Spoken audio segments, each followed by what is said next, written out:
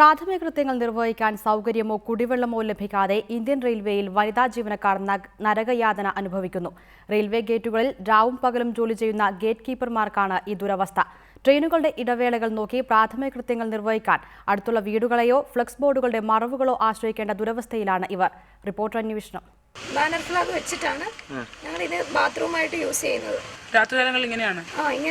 ഒരു flex board കൊണ്ട് മറ സൃഷ്ടിച്ച് അതിനു പിന്നിൽ രാത്രികാലങ്ങളിൽ പ്രാഥമിക കൃത്യങ്ങൾ നിർവഹിക്കേണ്ടി വരുന്ന ഗതികേട്.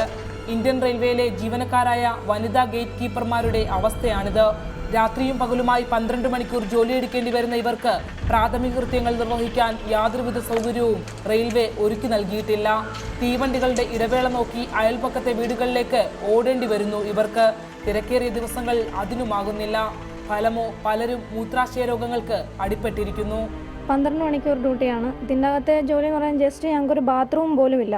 ലേഡീസിനെ സംബന്ധിച്ച് നൈറ്റ് എന്നൊക്കെ പറയുന്ന വലിയ കഷ്ടമുള്ള കാര്യമാണ്.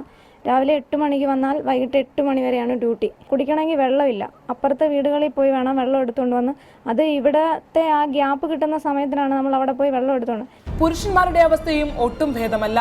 തിളച്ചുമറിയുന്ന പാളങ്ങൾക്കരികിൽ 4 വശവും ആസ്ബറ്റോസ് ഷീറ്റുകൾ കൊണ്ട് മറച്ച മുറികളിൽ ഉരുകി ജോലിയെടുക്കേണ്ടി വരുന്നവർ. പ്രാഥമിക കൃത്യങ്ങൾ നിർവഹിക്കാൻ ഇവർക്കും നിർവാഹമില്ല. ഭയങ്കര ബുദ്ധിമുട്ടാണ് ഞങ്ങൾക്ക്. പുറത്തു പോയിട്ട് വരാനാണെങ്കിൽ പെട്ടെന്ന് എപ്പോഴും വണ്ടി വരുന്ന സമയം വന്ന് കേട്ടടയ്ക്കാനൊക്കെ ഉള്ള ബുദ്ധിമുട്ടുണ്ട്. ഉന്നത ഉദ്യോഗസ്ഥർ സുഖസുഷുപ്തിയിൽ ആണ്ട് ജീവിക്കുമ്പോഴാണ് സാധാരണക്കാരായ ഈ ജീവനക്കാർക്ക് നരകയാതന അനുഭവിക്കേണ്ടി വരുന്നത്. ഗതികേട് കൊണ്ടാണ് ഈ സ്ത്രീ ജീവനക്കാർക്ക് ഫ്ലെക്സ് ബോർഡുകൾക്ക് പുറകിൽ പ്രാഥമിക കൃത്യം നിർവഹിക്കേണ്ടി വരുന്നത്. രാജ്യത്തെ ഏറ്റവും വലിയ പൊതുമേഖലാ സ്ഥാപനമായ ഇന്ത്യൻ റെയിൽവേയിലെ വനിതാ ജീവനക്കാരുടെ അവസ്ഥയാണിത്. അപമാനകരമെന്ന് പറയാതെ വയ്യ. ചെറുതന ലെവൽ ക്രോസിൽ നിന്നും ക്യാമറമാൻ പ്രശാന്ത് മംഗലശ്ശേരിക്കൊപ്പം ശരണ്യ സ്നേഹജൻ, റിപ്പോർട്ടർ.